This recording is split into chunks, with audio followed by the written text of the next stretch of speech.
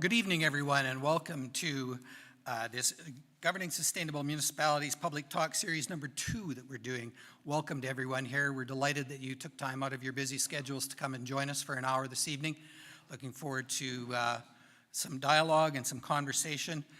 My name's Keith Comstock. I'm an executive in residence at the Johnson Shoyama Graduate School of Public Policy in Regina. I just want you to all note that the lecture is being recorded. And we've asked for everyone to do the sign-in sheets.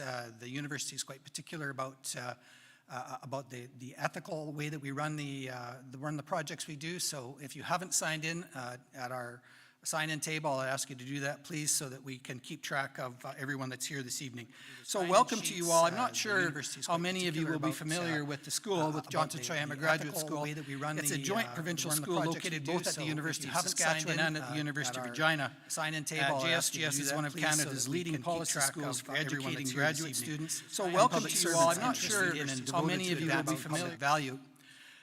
Albert Johnson and Thomas Shoyama were Saskatchewan boys that made a career for themselves in the public policy world and actually worked for many years in governments across Canada and were really very distinguished civil servants, and hence we remember their achievements and their contributions to the world of public policy by naming the school after them.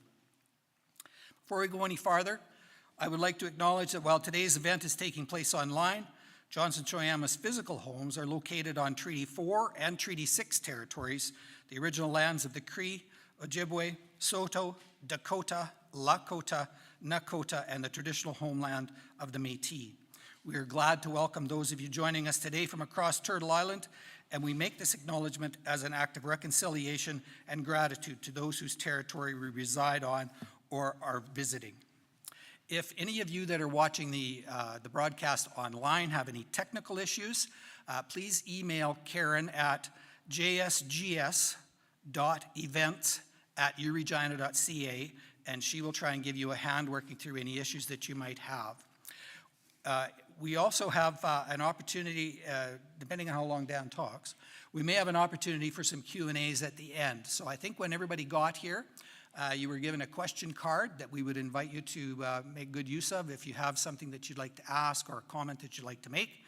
And if those of you that are online, if you're interested in making a comment or a question, we'll ask you to send them to gsm@usask.ca, and we'll be sure to address as many as we can at the end of the presentation. At this point, I'd like to introduce a special guest who's here with us this evening and ask him to come forward and bring some brief greetings on behalf of the City of Weyburn. Mayor Marcel Roy was elected mayor in the City of Weyburn in 2016 and is currently in his second consecutive term. Mayor Roy has been a dedicated servant to Weyburn, starting as one of the very first emergency medical technicians in Saskatchewan, then as a police officer with the Weyburn Police Service, retiring with the rank of sergeant. His years of service have proven him to be a strong leader who listens to people's concerns and effectively gets things done. Mayor Roy is tremendously proud to always call Weyburn his home and looks to continue his work to ensure Weyburn continues to grow and prosper. Mayor Roy, please join.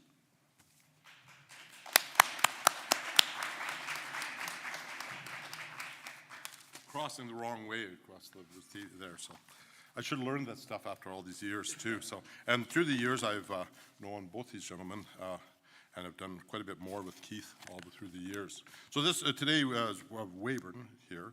I want to welcome in each and everybody. And there's a lot of people from around the territory coming here to listen to this public policy hearing and also ask questions and understand what it is.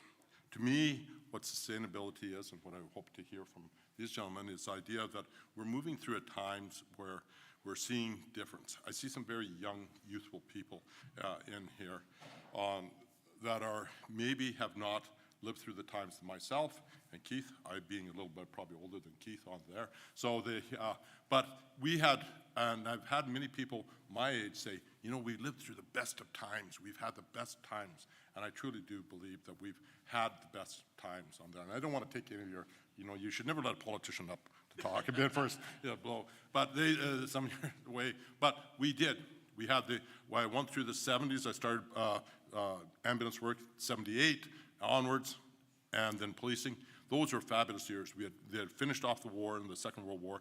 We had abundant amount of profit going through there. The GDP was out of this world, 12% throughout the States anyway for years. We had numerous stuff. That gave us our platform, and it was kind of interesting. I read one thing. That gave us our platform on this whole Maslow's hierarchy of needs of where housing was taken care of, food was taken care of, other places.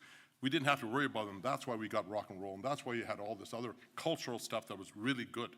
Now we're moving into, and we had good medicines that actually worked and everything, and now life is never stable. Everything changes, and now we're changing, and things are changing, and it's not because of any other things other than life cycle that things change, evolves. Viruses, bacteria always change, they evolve, they move up, and we have to start learning how to do it. This is what I want to learn from here tonight, is how are we going to meet the future era onto that? There's new things that are going to happen.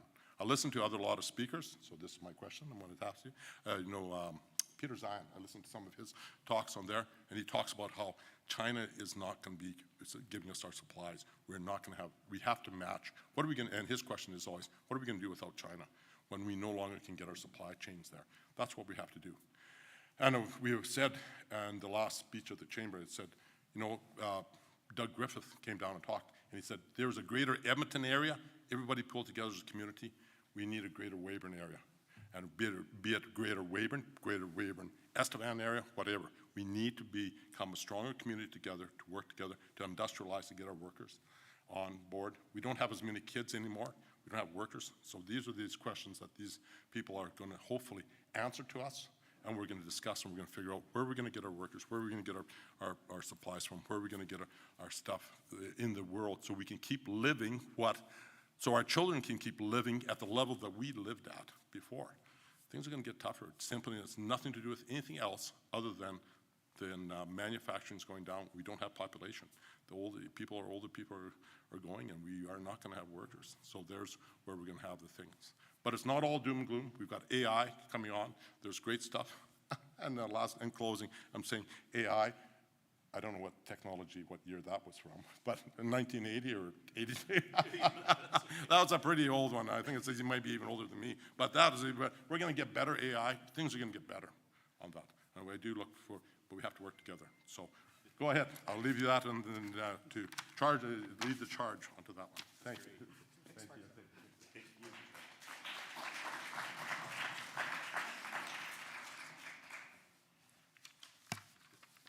Well, I don't know, Your Worship, but for this farm boy, when you say AI, I have a whole different thing in my head than what I think you were getting at. But I take your point, and I appreciate you being here tonight. Thanks for welcoming us to your beautiful community and to this beautiful facility, and we're happy to be here. I wanted to spend just a couple of moments before I introduce Dan and get on with the main show to tell you a little bit about this project that we're working on. And just hopefully give you a little better context about why we're doing this and what it is that we hope to be able to provide to the municipal sector once we're all done. As Mayor Roy said, sustainability is a topic that is gradually becoming more familiar to the municipal sector. I've been working in the municipal sector directly for the past 28 years. The last 9 of my career with the civil service as Assistant Deputy Minister of Government Relations.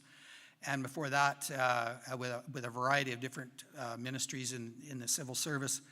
But the important part that I believe the municipal sector needs to take some time to think about and to work on is to just acknowledge that the municipalities have issues around sustainability that are wide and varied and often complicated, and there are not easy answers to them. I'm sorry, Mayor, that I don't think that I'm going to have definitive answers for some of the questions that you have, but I know that working together, you folks have the answers to the issues that we need to address in your communities. And if there's some small way that we can be of a hand with that or try to articulate them or get the message out, then so much the better.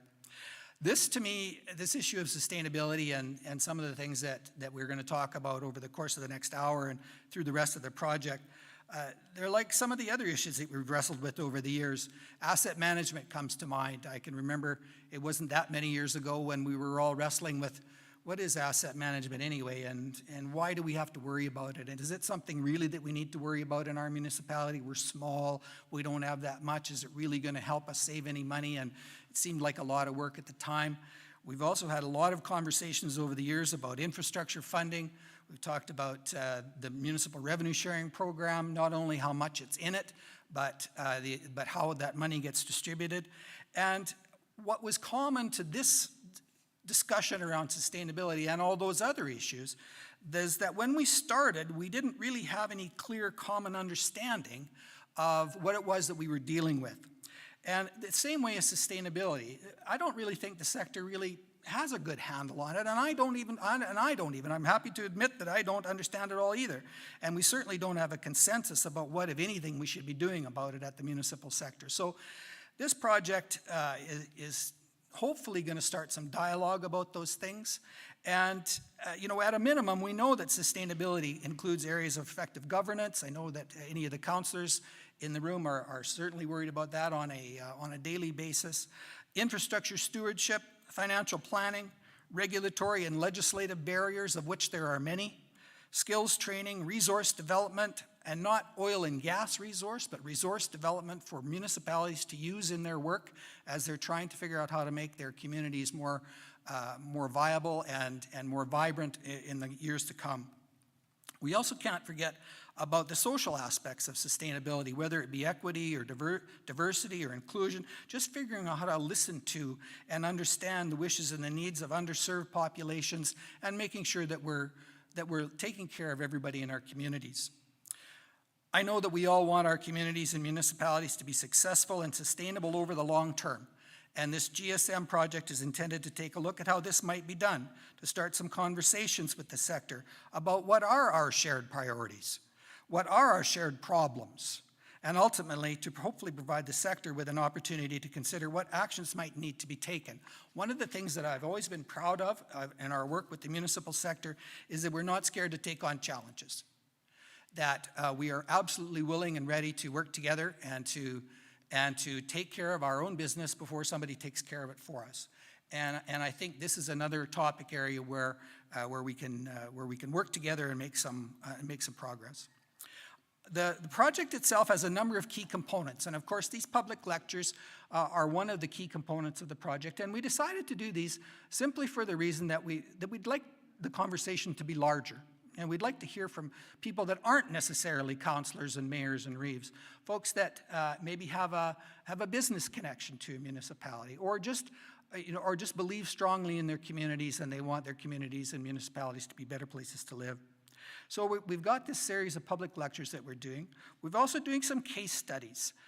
One of the things about change management, and when you're embarking on what could be a very large project like this, is you kind of have to know where you're starting. It's very difficult to know if you've made any progress towards solving a problem if you haven't started off with a good understanding of where you're at now.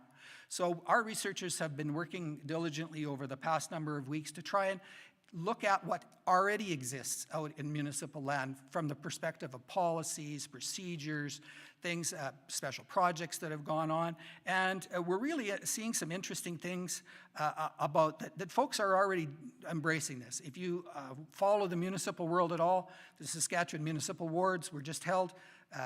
Gave them out at SARM a couple of weeks ago when we were there. And every one of the winning projects in that provincial program had a sustainability aspect to it.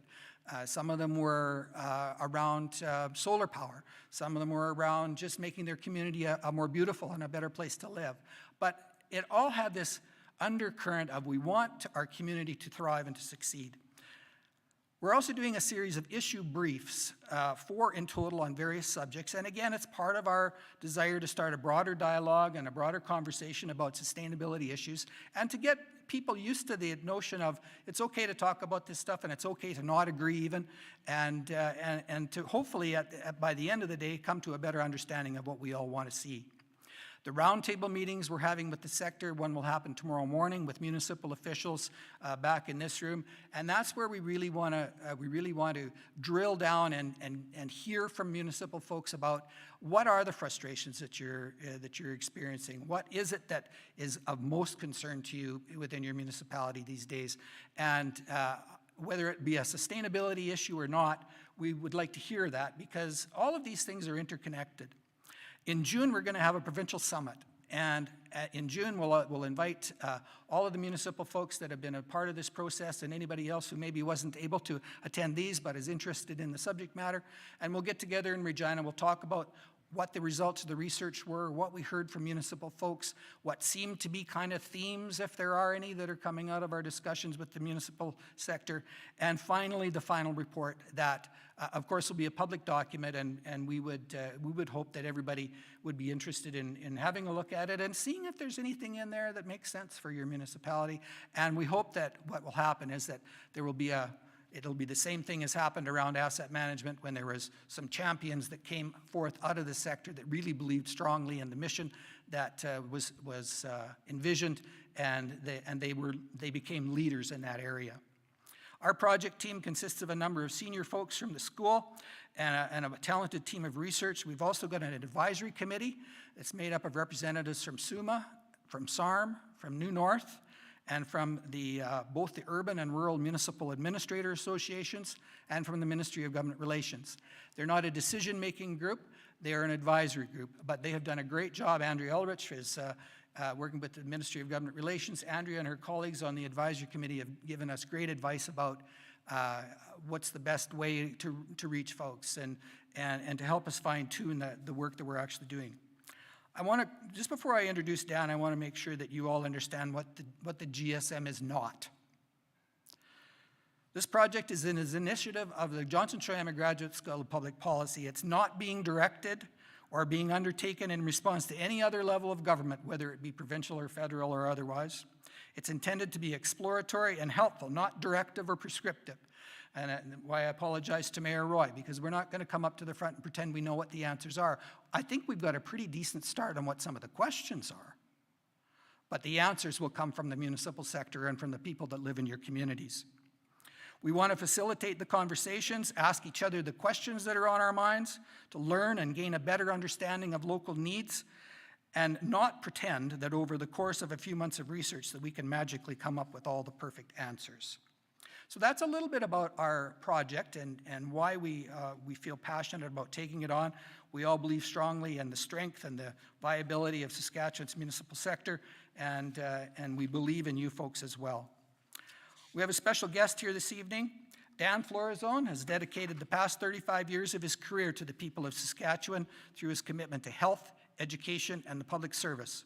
Most recently, he served as president and CEO of the Saskatchewan Health Region, as Deputy Minister of Education, Deputy Minister responsible for lean. It didn't work. I'm not lean, but it was a good effort.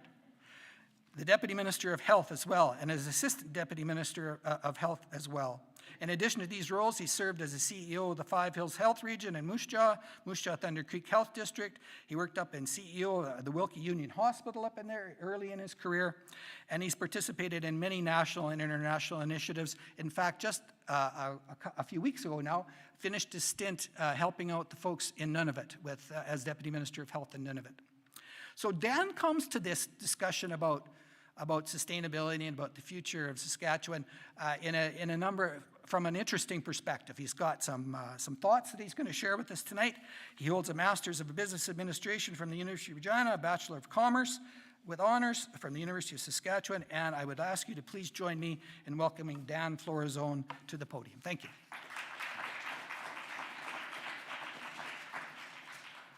Hey, so great to be here. I'm thankful for the warm-up because if the thought was I have answers, I came to the wrong presentation. I don't have answers. I also don't represent much of anything. I've got this great privilege of being able to travel to Weyburn. I lived in Estevan for 4 years. I was just mentioning I had responsibility for Mydale and Stoughton and Fillmore, Gainsborough, Oxbow. Some friends here that I've bumped into and others who have mutual connections. I spent 19 years in Moose Jaw, so really butted up against and worked very closely with Weyburn, Estevan, with this entire geographic area. And when I saw an opportunity to speak, I wasn't thinking coming in and sharing a bunch of PowerPoints just to show you what the path forward is. But I was really excited because I wanted to share some things with you about what I've witnessed as I've just driven through, passed by, spent some time. Actually got pulled over a couple times in Weyburn. So whenever I come into Weyburn, I don't know if all of you feel this way, I'm always slowing down for fear that I'm gonna get pulled over because everyone knows. Do they still know that? I think they still know. Yellow grass, yeah, that too. So I wonder if I could start off just with a few points.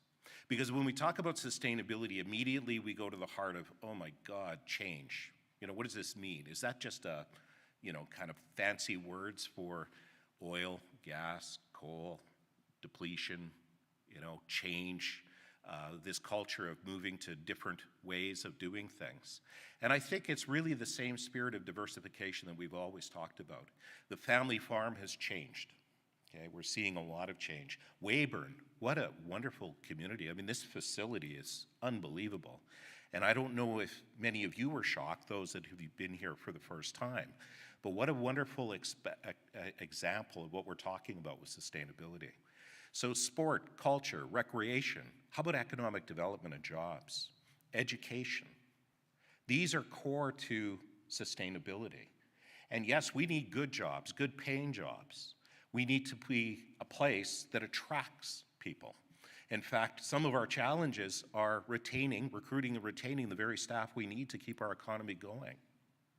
I was really intrigued when I took a look at the city's demographics. And I was wondering, well, I wonder how much they've changed in the last 20 years that I've been kicking around Estevan and Moose Jaw. And they've changed remarkably. And in fact, I'll show a few slides that show the demographic change. But before I do that, I wanted to just take us back to something His Worship said, something Keith, you mentioned. And that is, in part, looking at the community.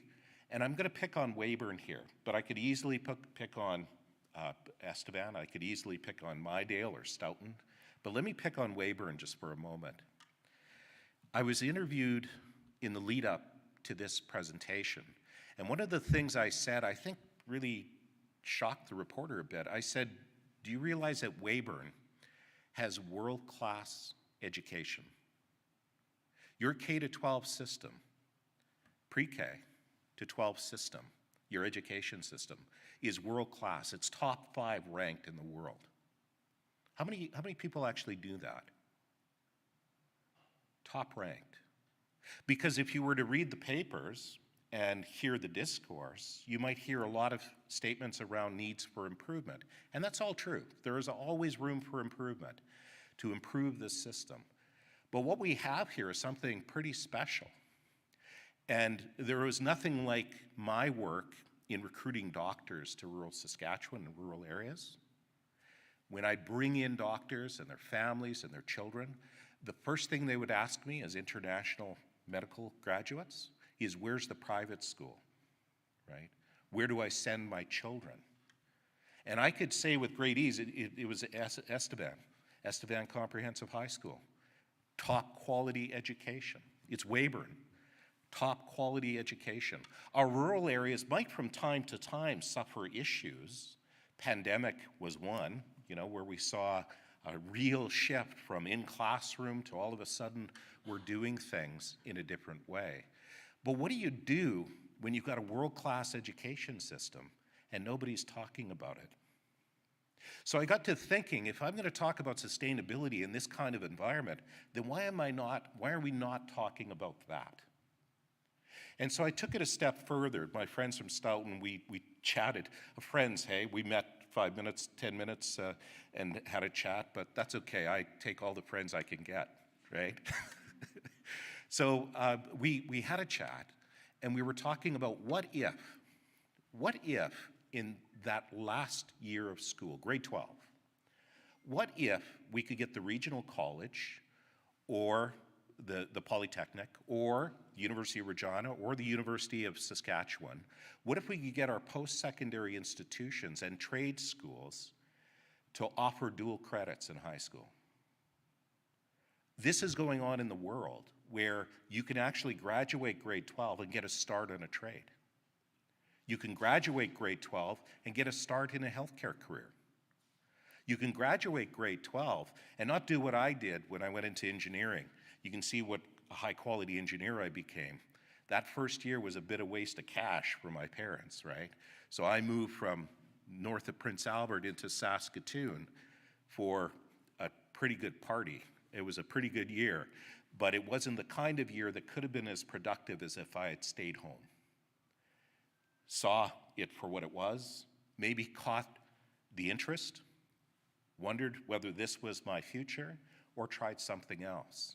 So my children had the benefit in Moose Jaw of being able to go to business school and then moving in to university.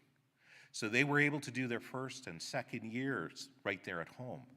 Well, right now, if the pandemic has taught us anything, every single child, student, in every single place in southern Saskatchewan could take a whole host of courses online or in some cases in person.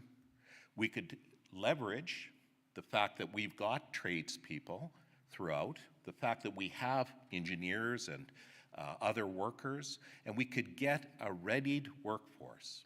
Now, education isn't everything just work-related, but it's exactly an example of where we have a need, a workforce, a need for young people to take on these professions, this work, these trades. And we've got the institutions right here and the connectivity right here to be able to make it so. Right here to make it so. So I just came back from Nunavut, and there's nothing like getting educated, going to see another place. It turns out in Nunavut, as a territory, it's a fifth of the landmass of Canada, and there's not a single highway. Not a single highway. Everything either gets barged in when the ice is rotten enough to be able to clear a path, or flown in. You talk about supply chain issues and challenges. The connectivity is a satellite right now that they're relying on that has running out of fuel, and it's about to fall from the sky. They're now making arrangements to get a second satellite arranged. This is a fragile place in terms of connectivity. Now you've got, obviously, new approaches that are going on with Starlink and that connectivity that will make, hopefully, a big, big difference. But we're on the cusp of something. So what did we learn from the pandemic? We learned that we could do a lot without having to actually travel down the road. One of the things that I've learned from a health perspective is that you all continue to travel for a lot of things that could be delivered right here at home. If you want a seniors-friendly community, a family-friendly community, then as municipalities, what we need to ask is why? Why do we do this? Our northern residents in Saskatchewan spend 3 days for a 15-minute doctor's appointment. They travel a full day to the south. They stay in a hotel overnight. They see the specialist, and then they have to spend the following day getting home. That's risky. It's a waste of their time and energy. It's costly, and it doesn't make much sense. We now have the kind of connectivity and the potential to do things, and the pandemic has taught us that we can do it in this way. There isn't a course other than hands-on, like the trades. There aren't many courses that couldn't be delivered right here in Estevan, in Weyburn, in Mydale, in Stoughton, right here.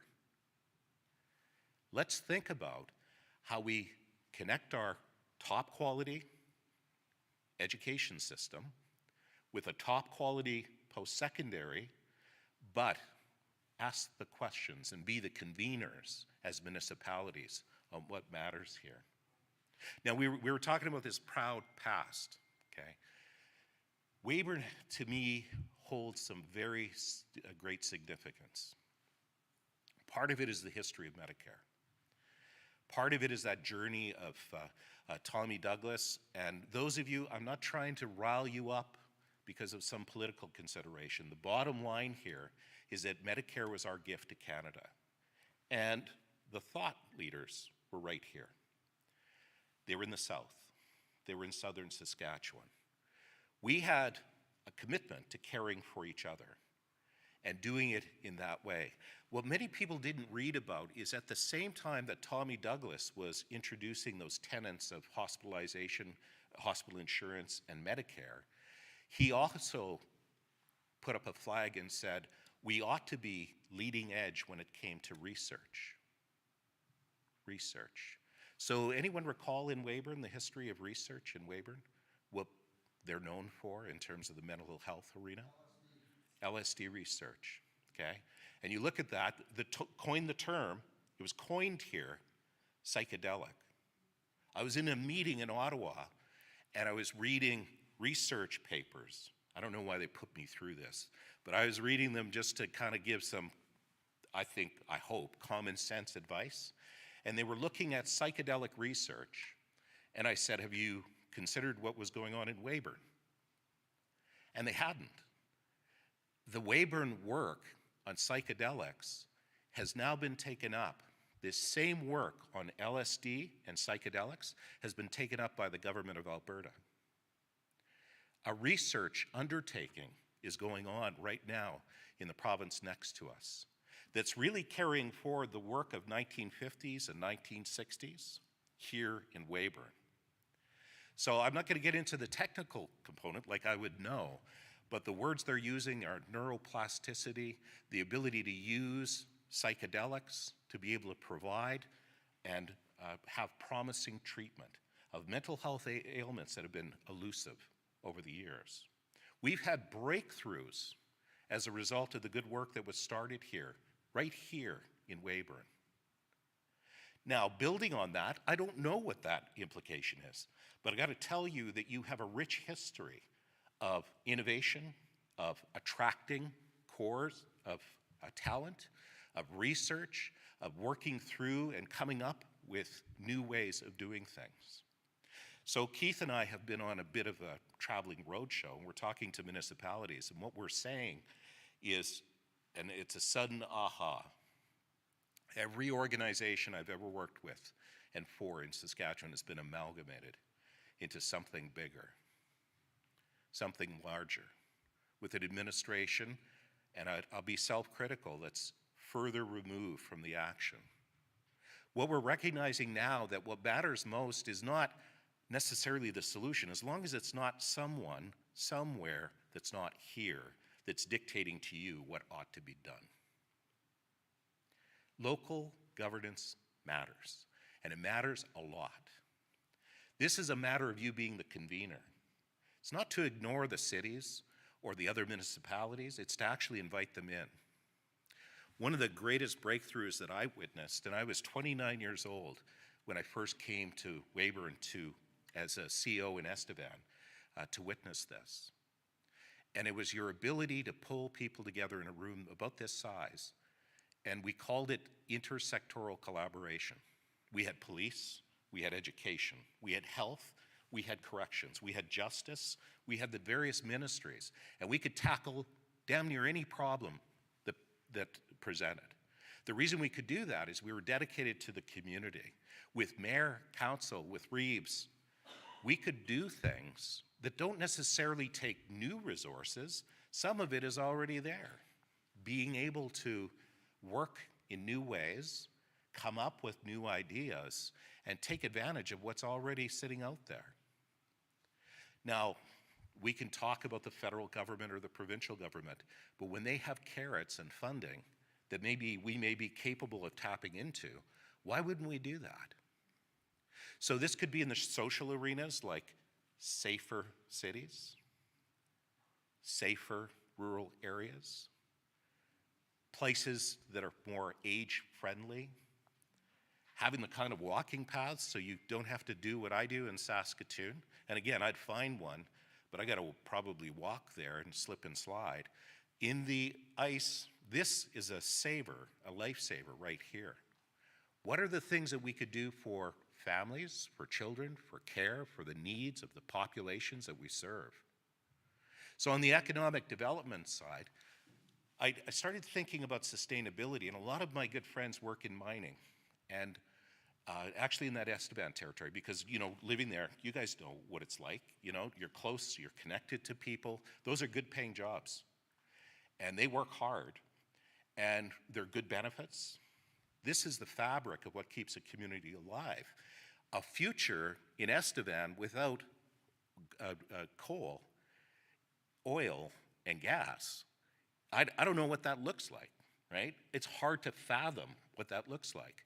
Well, the good news is, I suppose, in the short term, it ain't going away, right? Our reliance on fossil fuels will continue, but it's incumbent on us to diversify, to start to think about what are some other alternatives.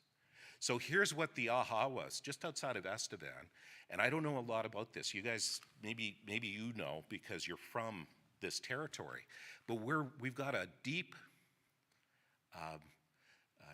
drilling using the same technology that we use for oil and gas, and it's tapping into the thermal energy of the earth. Okay, let me just share this with you.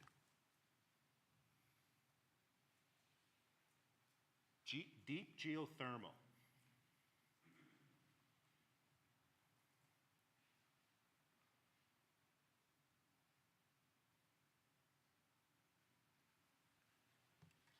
When you start to think of small nuclear, of converting your coal-fired power stations to natural gas, the Bakken oil field and the great resource that you have there, and all of a sudden you start to see work around deep geothermal. This has the potential to do things that, this is world-leading, world-class.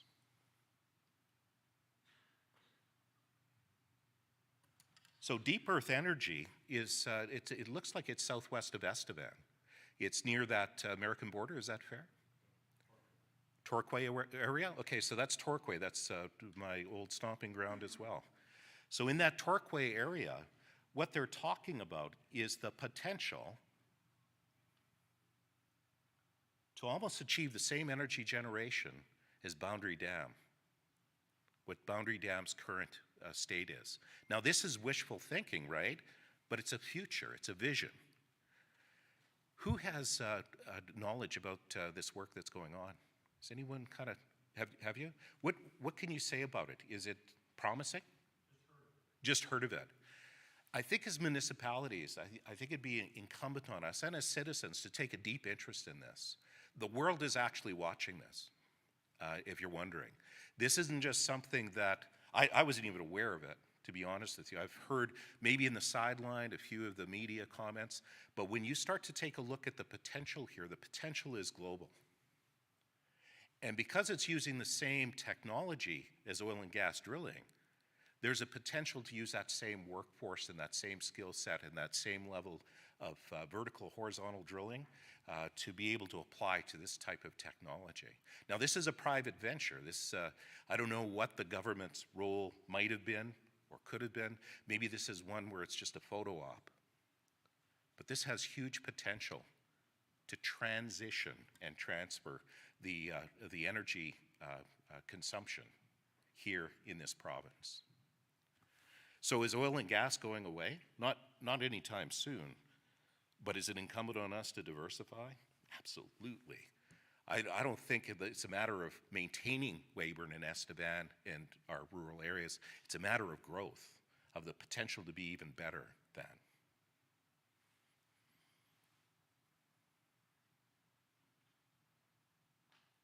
So I was looking at this notion of economic clusters and thinking about Weyburn's, you know, kind of superpower in terms of working together, connecting with other sectors.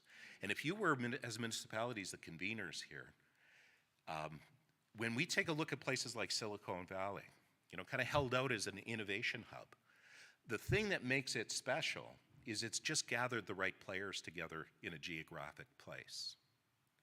There's no reason why you couldn't be the conveners of a geographic place right here that looks at a number of sustainability initiatives that builds on your current strength, your current capabilities, that explores potential to do things. And whether it's in environmental or climate, water and water security.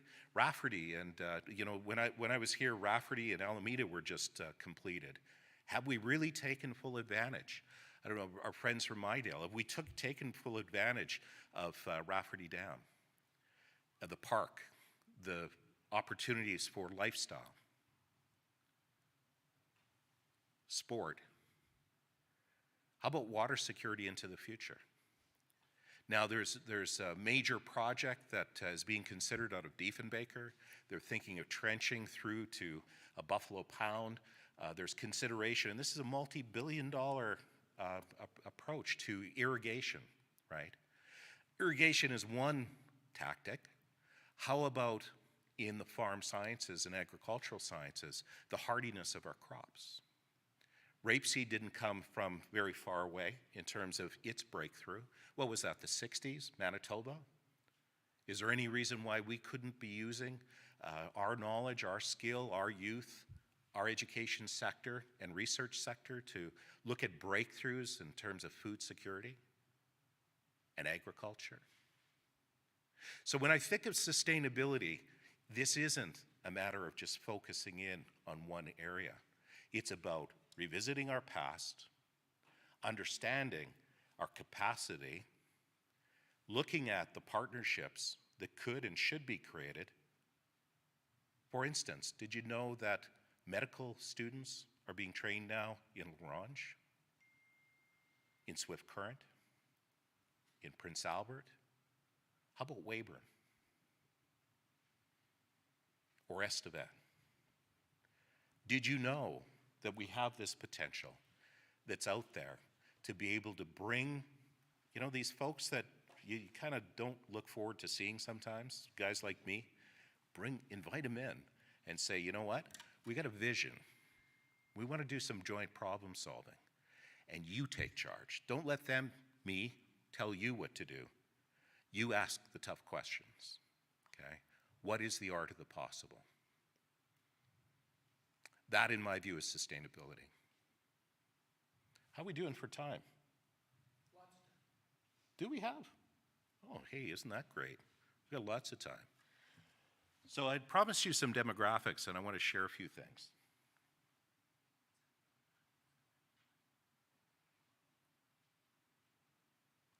So I was looking at your economic development website in Weyburn. It says Weyburn and region, but a lot of these numbers appear to be the city of. So just a few of them. I guess I could use this. The population itself appears a bit flat, but there has been some growth. And it's interesting, I think if we broke it down, and we do here, into age distribution, you've got a younger population and an older population.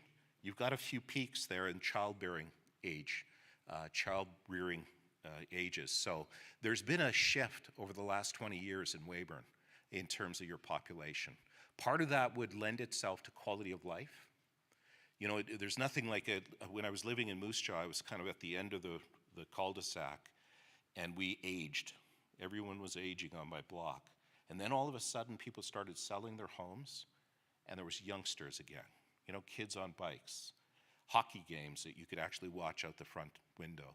They were painting the street, actually making virtual rinks out front. And there was a liveliness, and I think that's probably a bit of what you're experiencing here. Estevan always had that. Estevan was a younger community right from the get-go. The difficulty in their demographic distribution is you had a lot of young males with money. So you have the societal issues that might go along with that as well. And I don't want to make too many inferences, but certainly drugs and alcohol were an issue in Estevan, and it's probably a growing issue in Weyburn, but I'm just making an inference.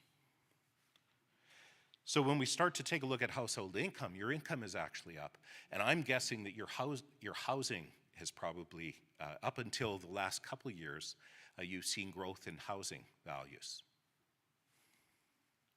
Driving around just in terms of housing, you've got a lot of seniors-friendly type living. The parks and the beauty and the spaces here in Weyburn are second to none. I go to communities that are really well kept, and there's a lot of them in this area, where people are attracted to them. What we're really trying to do in this sustainability piece also is make our communities as attractive as possible to foreign immigrants, to people who are actually coming to this country to actually staff up our workforce. And one of the things I've noticed, your business, there's a diversification that could occur along these lines, but oil and gas has really jumped up in Weyburn. There's no doubt the effect of and the impact of the Bakken oil field. Those hotels, wow. And in fact, the hotel I stayed in, it said, it had a card on it. It said, "Thank you for staying at our hotel. You've now contributed to the sustainability of our community." I thought, wow, I hadn't realized I did that. But those hotels are the type of forward thinking. And I know that those are investments, but I do also know that your mayor and council had a lot to do with the vision around the community. I wanted to just show you one slide. Oh yeah, this is it, visible minorities. So what I found really intriguing, I'm just gonna get my glasses out. You can read that maybe a bit better than I can. So look at the diversity that's starting to appear here. Filipino in Weyburn, 545 individuals. Like, that's a significant part of your population.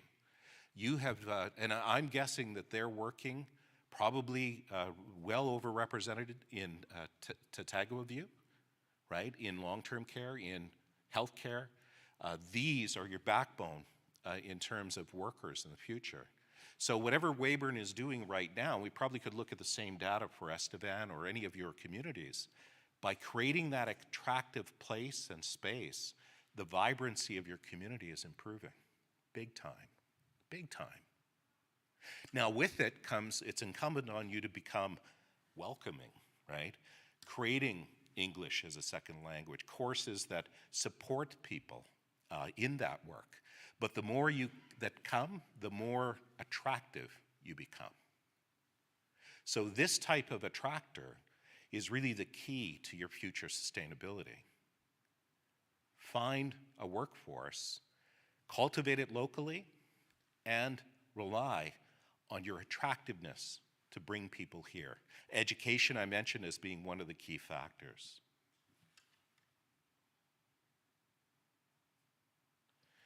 So, just to be faithful to the slides, I mentioned 5 case studies, and I'll just go through them really quickly. Psychedelics, and again, a picture of Tommy Douglas. I'm just trying to refer to the era. The British psychiatrist who was based here in Weyburn, Humphrey Osmond, arrived in Saskatchewan in 1951. He had developed an interest in hallucinations and psychotic disorders during his practice in London, and he brought that here. He became clinical director and later superintendent of the Saskatchewan Mental Hospital in Weyburn. Okay. And in 1957, his paper that was presented actually used the term for the first time, psychedelic. And it was entered for the first time in the English language. So that's your claim to fame in terms of a new word that had never existed before. This is proof positive that psychedelic drug treatment has just arrived and is being worked on in Alberta. Now, I've been working with the Alberta College of Physicians and Surgeons on these standards that they're working on with ketamine, and it's showing big promise to the point that governments and others have taken notice in terms of being able to offer an alternative for something that hasn't been treatable in the past. It's your work in Weyburn through the 1950s that has allowed, and it got stalled, but it's been taken up and they're running with that. I want to really have you think about education being top ranked here in this region. What could you do in terms of dual credits? What could you do in terms of having people take the leap, get some training, not only graduate with grade 12, but also be able to start their career in a trade, be a technician, be employed, take on a university program. Deep geothermal. Again, I don't know enough about this. You will know more, but this one is worth looking at. This has got the world's attention. This is world class. And if I were to put a wager, I would say that this one is the one that other countries will be paying very much a lot of attention to, and our skills will be sought globally in this arena. We do have a policy brief that I want to encourage you to take a look at.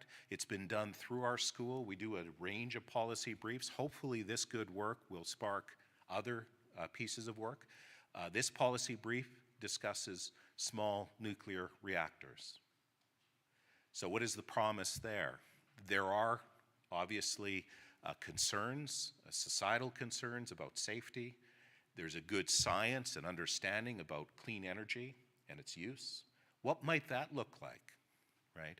We've got the grid. Everything kind of comes to its source at Estevan in Cornac. What would it look like? Maybe step one is convert to natural gas. Maybe step two is thinking about deep geothermal or small nuclear reactors. Again, what do I know? I'm no longer here, okay? I'm sitting in Saskatoon, sometimes in Nunavut. But you know, ask the questions.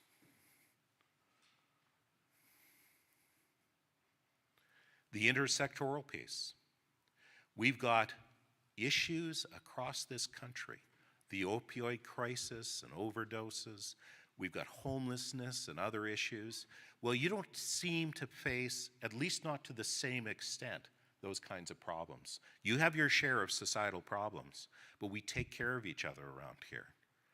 And what we have is something to contribute. We can actually bring decision makers into a room. And who's going to bring them together? You're the conveners. Local governance matters, and it matters in a big way. And then the clusters. So there's no magic. You know, there's population definitely, but Silicon Valley brought together the right players. And it turns out that the right players are local people, regional economic development people, business people, government, universities and scholars, researchers. And if you can get the right cluster of people working together on a variety of issues, all of a sudden they form a critical mass where we can take on anything. Let's try some things. Let's do some things. And in that same spirit of when these communities were first formed, when the pioneers, our parents and grandparents and great-great-grandparents came here, they had nothing, right? And what they built, we're seeing evidence of it today.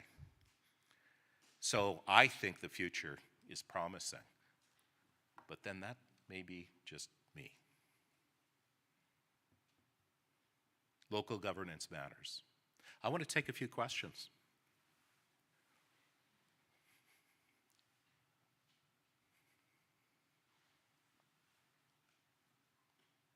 Do you want to speak to your questions?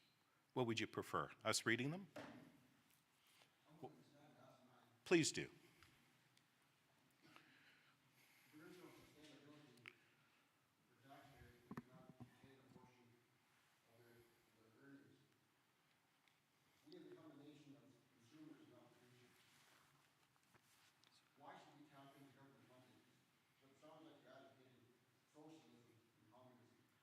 Oh, yeah, sorry. Reread that because he won't have been picked up. Okay, so I'm going to reread yours. It got picked out, so that's great.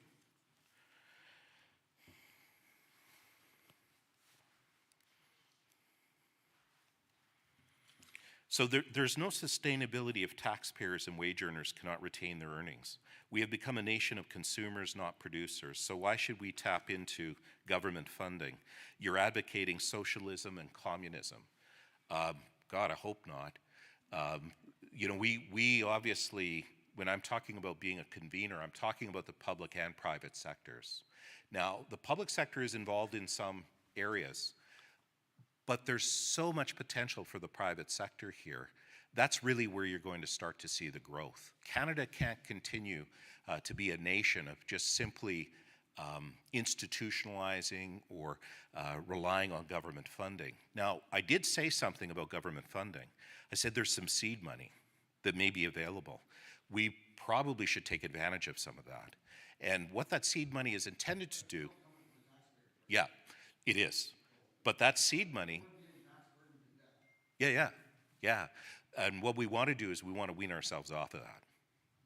So where there's private concerns, that's where the future takes us. So when I said deep geothermal, that's a whole private undertaking, entirely private, as I understand it. You know her? Yeah. Yeah. So I say, let's not interfere with that. Let her run with that. And if there's room for expansion, I think there's room for others to enter into that field.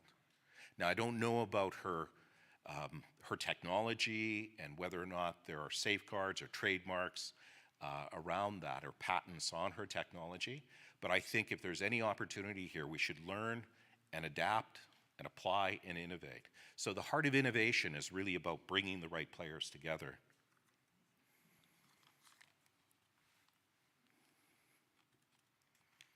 Have there been ongoing and recent intersectoral collaboration meetings? I got to tell you that as we moved into larger organizations, like a Saskatchewan Health Authority, and we've moved into larger school divisions, the tendency here is that we start to lose the connection with what's going on the ground. So I'll be the first to admit, as a hospital and healthcare CEO, the Saskatoon Health region that I was the CEO and president of was too large for the way we were operating. We needed to figure out better ways, and I don't know that it's creating 100 or 400 different boards, but better ways to connect with the population. So here's my vision for intersectoral collaboration. If it's going on, you should know about it, because you should be the convener.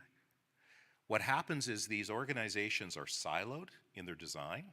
So they're delivering a program here and a program there. And if you're a citizen on the receiving side, you got to piece all this together, right?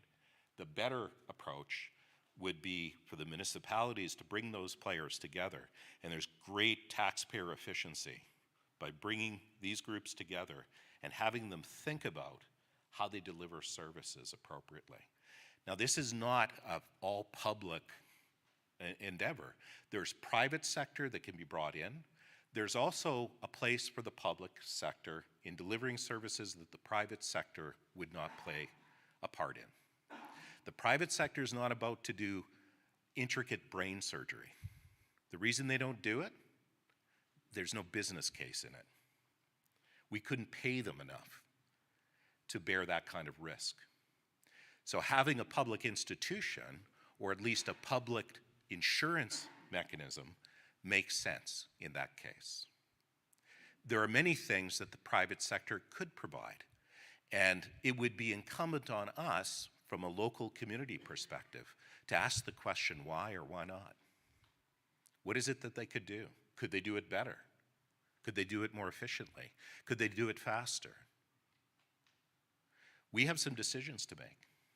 But it isn't, and I heard a wise man once said, and I'll say this as, I know that it's a male, it just happened to be a male that I was talking to.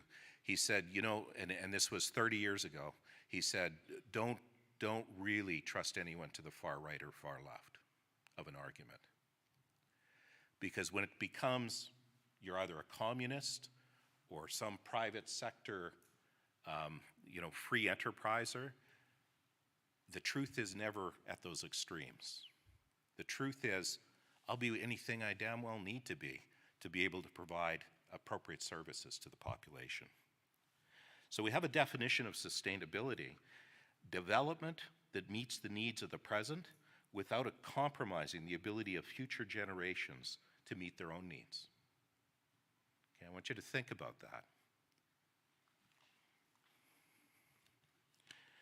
To implement policy change, there should exist clear definition. Please define sustainability this project uses, and that was our definition.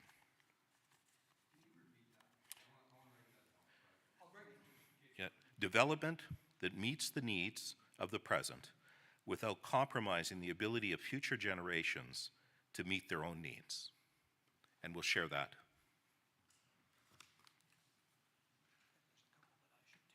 Oh, please.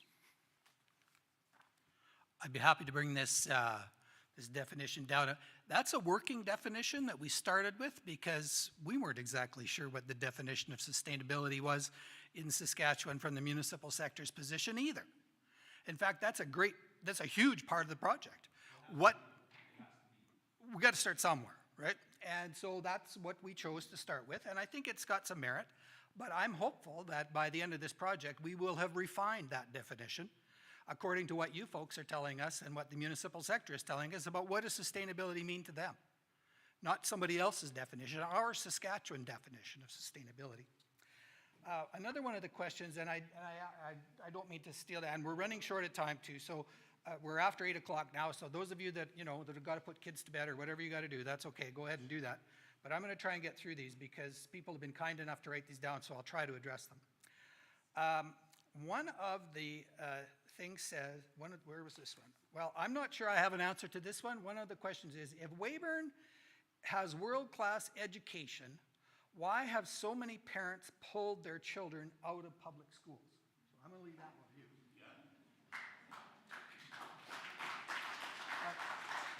You can think about your answer. Are you ready to answer that? Because don't ask me.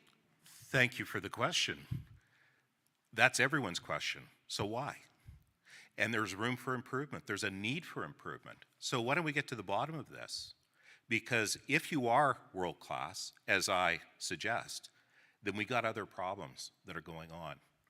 If parents are pulling their children out of school, we got a problem.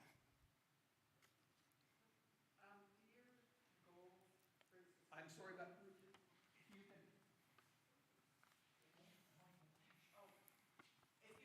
Do your goals line up with the United Nations Sustainable Goals? Okay, you got this one, Keith? Okay. Keith's here from the United Nations. Don't say that.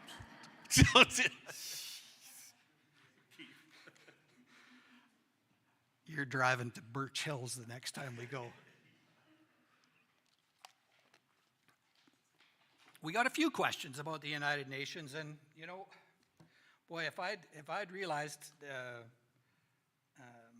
well, okay, I'll just try and read. The question that came from someone else too. Do your goals align with the United Nations Sustainable Goals? And then there was another question here that says, why do the sustainable policies, where do these sustainable policies originate from? How do stakeholder influences override the interests of local population? And then the other one about the United Nations was, the UN is not a good organization, and why are we working to satisfy United Nations goals? Well, frankly, we're not. This project chose to use some of the definitions for sustainable activity that were articulated by the UN.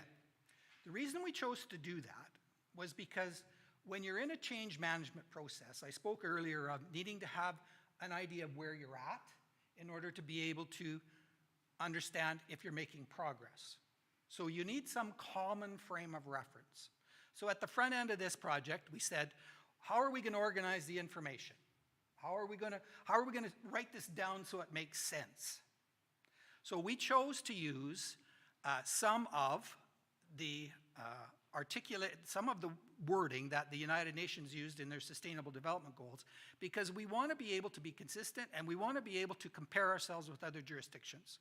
So these are well recognized and well accepted in other jurisdictions, and we decided that we needed that framework to be able to organize our work so that we could both keep track of it, give ourselves a baseline from where we were starting so that we could measure change, and so that we could compare ourselves to other jurisdictions.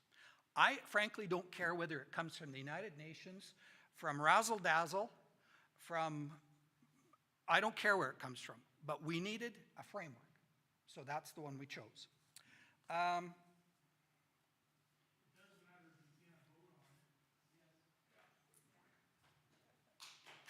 sorry, I didn't hear. It does matter if you can't vote on it. I guess so.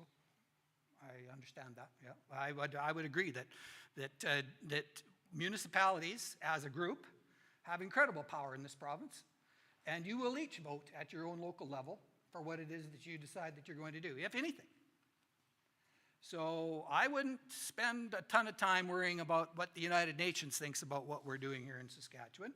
I'd worry about what we're doing here in Saskatchewan for our own purposes. And I would encourage you to think that way and to not worry so much about what others are worried about. I can't hear you, sir, and the mic won't hear you either. So if... You need to worry about what's happened in the last 3 years. You cannot deny what has happened in the last 3 years. The United Nations, the WHO, the Trudeau, the phony pandemic. You've opened up a line of questioning that is way beyond the scope of this project. And I understand. Ignore the United Nations. We cannot ignore the United Nations. Specifically what Aaron just said before. We do not have a vote. The United Nations makes decisions. Okay, I'll accept your proposal or your supposition. You have a line right on your paper that says advocate diversity and inclusion. That's right out of the UN Agenda 2030 under 17 statute. Those 3 words are right on the UN website, and you guys are promoting it on your paper. Well, there's... So you're saying we're supposed to disband the UN, and you guys are using words right from the UN? That's their lexicon, their buzzwords. As I said, we chose to use some of the wording from the Sustainable Development Goals because they were relatively well accepted and internationally used, because we need to establish the baseline. This debate is not going to work here because nobody on the other end is going to be able to hear what you're saying. I'd be happy to come and chat afterwards, or we can have a focus group, or we can have, but it's not going to work in this sort of a format. The reason why, we're not having focus groups. We are having a meeting with municipal officials tomorrow because it was absolutely imperative for us to hear from councillors and from reeves and mayors about what their specific issues were. Okay? So we're looking forward to hearing from you tomorrow. Hope we'll see you. And you'll have plenty of time to express your opinions and to give us your views. I'm not here to argue one way or the other about any of this stuff, right? We gleefully admitted at the front end that we don't have the answers to the questions that the municipal sector needs to address. But we hope that by convening a group like this and by doing this project, that will provide a forum for the municipal sector itself to start answering some of these questions, or to say, you know what, it doesn't matter to us. We don't care. We're quite fine the way we are, thank you very much, and we're going to carry on as we always have. I don't think that's the way it's going to work out, but it's an eventuality that, you know, when you're in the research business, that's just the way that status quo, even though as many people say status quo is not an issue, quite often status quo is the possibility that you go with. So I don't have, Dan, I'm conscious of time. I've got one more question that I'm going to ask the questioner to come and see us because I don't understand the question, and I'll say which one it is. Why does your organization have any expertise beyond what these communities already inherently have? And I'm not sure we do. I think that was Dan's message. Communities, by and large, in Saskatchewan have an incredible amount of resources, both intellectual, physical, and in some cases, some communities more than others, financial. It's what you choose to apply them to is important, and I have great respect and admiration for all of the municipalities in Saskatchewan because you do a terrific job. But as Dan has also said, if you're not changing, if you're not moving ahead, you're falling behind. And that's one of the things we have to think about. All right, I'm going to let Dan have one set of final remarks, and then I'm going to wrap it up for the evening. I want to be respectful of people's time. We'll hang around after if folks want to chat, and we can have a cookie and a cup of coffee and chat about it. But for the purposes of our AV team and our live stream, we have to wrap it up. Yeah, thanks. Jen's been waving at me for the last 5 minutes to shut up, so here we go. Dan, the last word is yours. Great. Thank you to everyone for being here tonight. Sorry we didn't get to all your questions. Some of your questions are bigger than what we could possibly answer. And I think it's important to have more of these types of forums so we can put the issues on the table. Thank you for this first chance. Tomorrow we want to hear more. And this is the spirit of thinking it's local government that we need to hear from, not having people like me from Saskatoon coming out and telling you. So hopefully I've had a chance to ask some questions of you, and I really want and hope that you think about this role as a convener. Thank you, Your Worship, for hosting and allowing us to be here in your community. So that's great. And I haven't received a ticket yet, so it's all good. Thanks, everyone. Have a great evening. Thanks, Dan. Thanks to Dan, and thanks to all the viewers that joined us online tonight. We didn't get a ton of questions over our email, but we're getting better at this too, so we did get a few. I also want to thank Honeycutt Studios. They're our AV team. If any of you folks are event planners, or if you're in an organization that has need for AVs, I would highly recommend them.